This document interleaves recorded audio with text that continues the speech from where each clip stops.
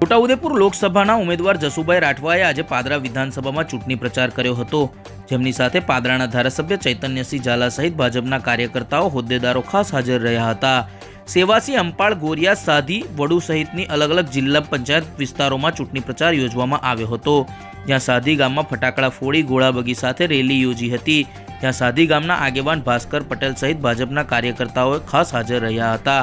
વહેલી સવારથી શરૂ થયેલા ચૂંટણી પ્રચાર દરમિયાન ઠેર ઠેર જસુભાઈ રાઠવાને લોકોએ આવકાર આપ્યો હતો અને પુષ્પહાર પહેરાવી જંગી મતોથી જીતાડવાનો નિર્ધાર કર્યો હતો।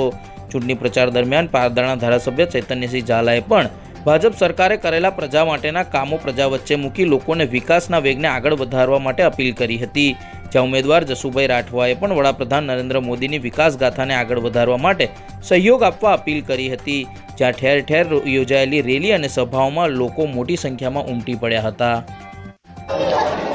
છોટાઉદેપુર લોકસભા સીટના ભારતીય જનતા પાર્ટીના ઉમેદવાર શ્રી જસુભાઈ રાઠવા આજ રોજ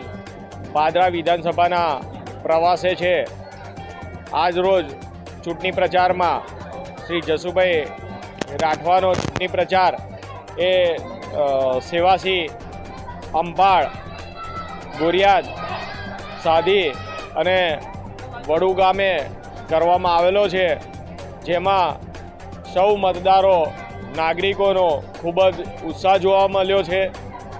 ભારતીય જનતા પાર્ટીએ કરેલા કામ,